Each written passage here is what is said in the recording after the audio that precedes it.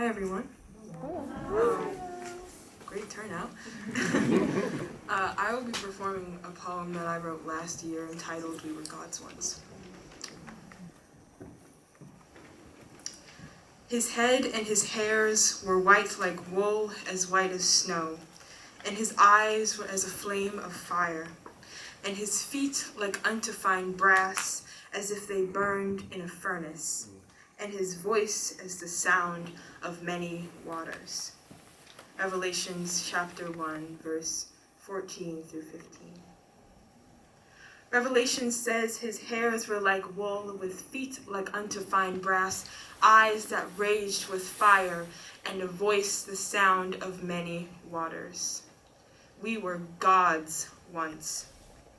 My melanin is not a curse, but I was made in his image. I am simply the embodiment of a creator, his children, some rooted in the hatred they've been raised with and praised with, failed to see the beauty in me and my image, his image.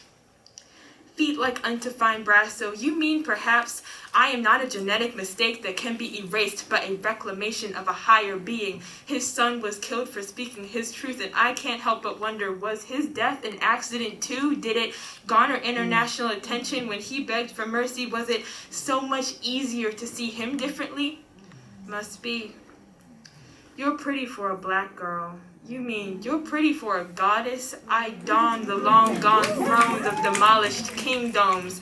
Solange didn't want anyone to touch her hair because she knew how much power lived there. Those eyes of his that raged with fire, even still his children are seen as aggressive for voicing their desires to have a voice and be treated as more than the 3/5 of a soul they were once allotted. The fires in his eyes are a reflection of the lies his children have been fed and the lies they've unwillingly regurgitated about systems of power not being oppressive, about I don't see color so don't get it twisted, or I'm not a racist. It's all in your head. In my head?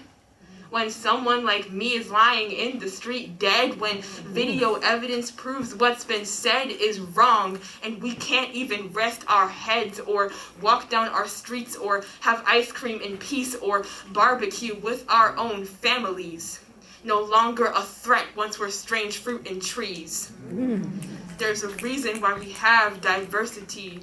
That's why no two people and experiences are the same. We know this, and yet there's still a shame in being different, a shame in melanin rooted in underrepresentation and systemic oppression and discrimination. It's called Revelations, but they're afraid of revealing his beaming and beautiful brown skin, shining with his melanin and curly white hair, lifting his heads to the gods up there, to his gods, to himself.